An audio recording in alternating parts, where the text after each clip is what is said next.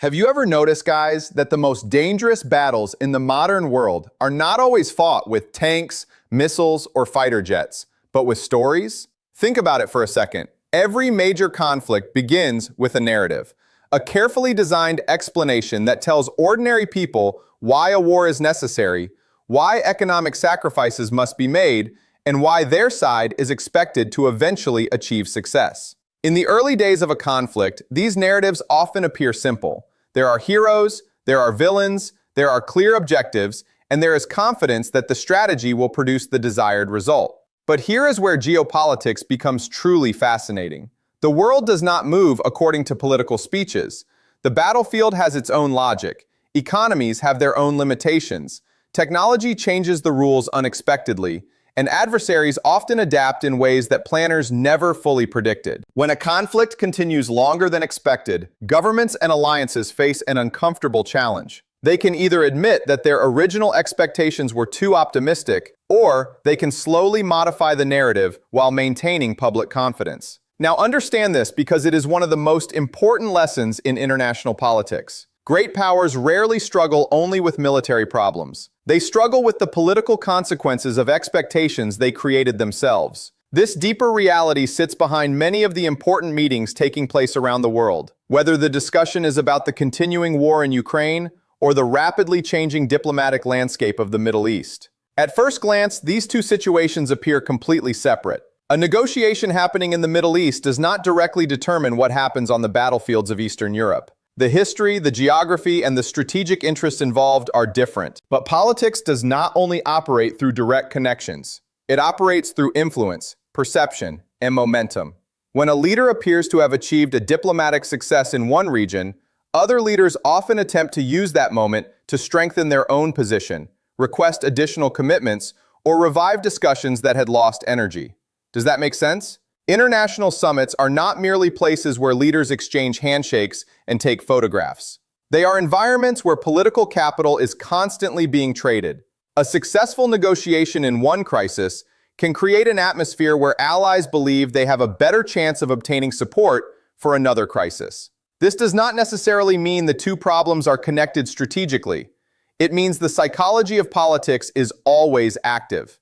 And this tells us something extremely important about the current global balance of power. A country or alliance with overwhelming leverage usually does not need to rely on the success of unrelated diplomatic events to convince partners. When governments repeatedly need to renew commitments, request additional support, or search for new arguments to maintain international attention, it often suggests that the strategic situation has become more complicated than the original narrative suggested.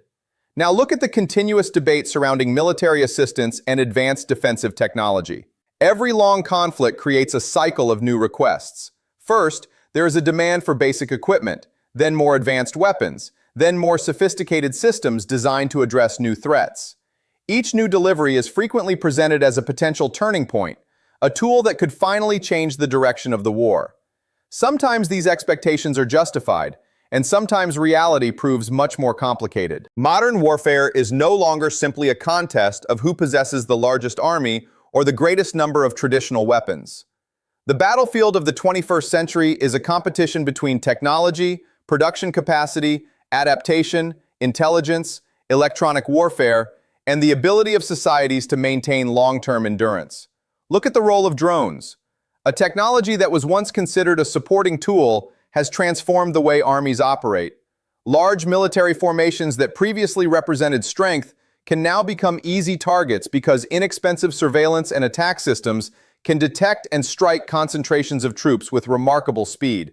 This technological transformation has contributed to a new kind of warfare, where movement becomes more difficult and where both sides are forced into a long contest of resources, innovation, and patience. This is why many conflicts that were expected to end quickly evolve into wars of attrition, where neither side achieves a decisive breakthrough for long periods of time. And this creates a political challenge that many governments would prefer not to discuss openly. A short war allows leaders to claim a clear victory or explain a clear defeat. But a long war creates uncertainty, and uncertainty is politically uncomfortable because citizens begin asking difficult questions. How long will this continue? What will be the final objective? What level of sacrifice is acceptable? These questions do not have easy answers, and that is where the difference between public messaging and private strategic calculations becomes extremely important. The reality is that what leaders tell their citizens, what they discuss privately with military experts, and what actually happens on the battlefield are often three different conversations happening at the same time. Public statements are usually designed to maintain confidence and national unity, because governments understand that public support is itself a strategic resource.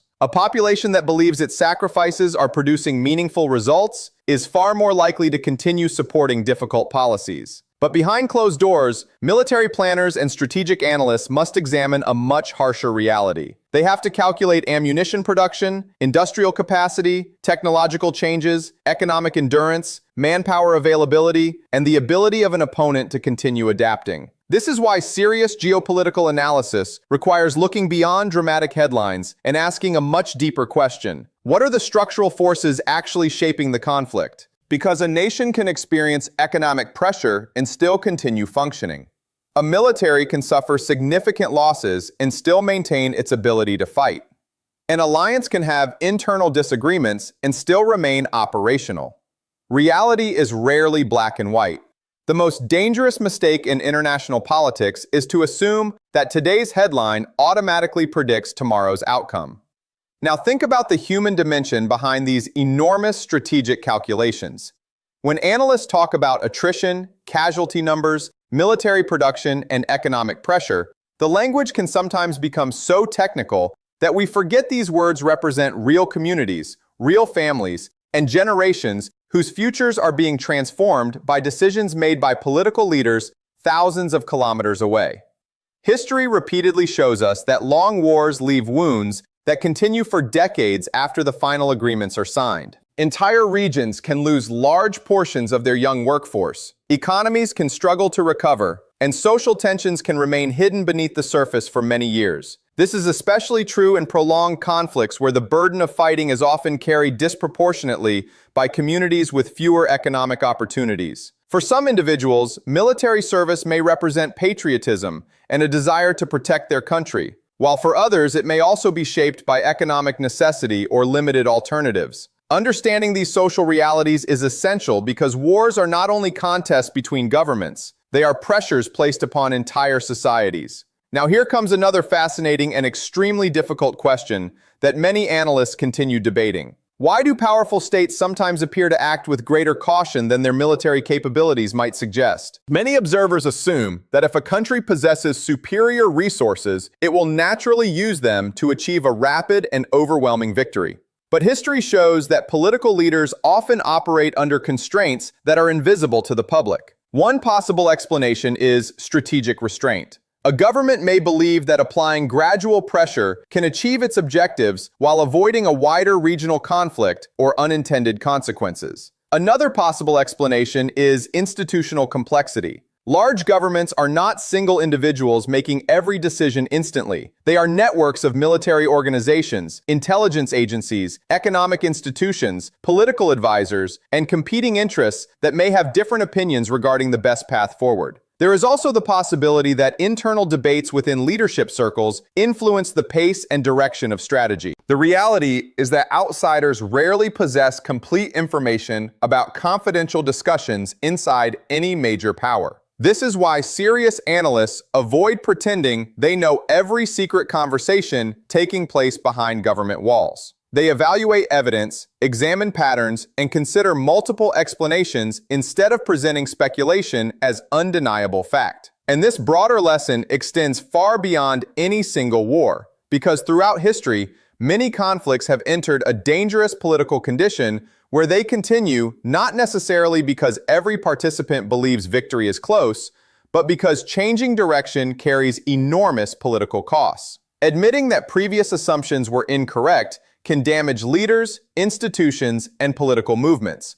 So sometimes governments continue following established paths while hoping that circumstances eventually shift in their favor. This is a pattern that has appeared across different eras, different continents, and different political systems. Democracies and authoritarian systems may experience this challenge in different ways, but no government is completely immune to the pressure of protecting its credibility. This brings us to the other major geopolitical development competing for global attention: the changing diplomatic environment in the Middle East. And guys, this is where the comparison becomes truly interesting, because it demonstrates another recurring feature of international politics: the difference between declared goals and actual outcomes. When governments begin military operations or apply heavy economic pressure, they usually announce ambitious objectives. They promise that certain threats will be eliminated, certain political changes will occur, or specific strategic goals will be achieved. These promises help build public support and justify the enormous costs associated with intervention. However, international politics rarely follows a perfectly designed script. Opponents adapt, regional actors pursue their own interests, and unexpected limitations emerge. As a result, negotiations often begin from a position that looks very different from the original promises made at the start of the confrontation. This does not automatically mean one side has completely won or another side has completely lost, because geopolitical outcomes are usually much more complex than a simple scoreboard. However, it does demonstrate an important pattern. Governments sometimes redefine what success means after events have unfolded differently than expected. A goal that was once presented as absolutely necessary may gradually be replaced by a more limited objective that can be presented as a reasonable compromise. This phenomenon has appeared repeatedly throughout modern history because political leaders must not only manage events themselves, but also manage how those events are understood by their populations and international partners. The battle over interpretation often continues long after the military operations or negotiations have reached their final stage. And when we connect the conflicts in Eastern Europe and the tensions in the Middle East, we can identify a much larger lesson about the changing nature of global power in the 21st century. The world is entering an era where the traditional definitions of power are being questioned. For decades, many countries measured strength through simple calculations: the size of an army, the number of aircraft carriers, the quantity of advanced weapons, or the overall economic output of a nation. These factors still matter, of course, but recent conflicts have revealed something much more complicated. A powerful military does not automatically guarantee that political objectives will be achieved quickly. A weaker opponent does not necessarily collapse simply because it faces overwhelming pressure. Human societies are far more resilient and unpredictable than military models often assume. Now think about this, because this may be one of the biggest strategic lessons emerging from today's geopolitical crises. The ability to absorb pressure has become almost as important as the ability to create pressure. A country that can maintain its industrial production, adapt its technology, preserve social stability, and continue functioning under difficult circumstances can remain a significant actor much longer than many outside observers expect. This is why predictions of rapid collapse, whether military, political, or economic, should always be approached carefully. History is filled with examples where governments, intelligence agencies, and even respected experts underestimated the ability of societies to endure extreme hardship. At the same time, endurance does not mean unlimited strength. Every nation involved in a prolonged conflict pays a price. Economic resources are consumed, infrastructure suffers damage, political divisions can grow, and future generations inherit consequences created by decisions made today.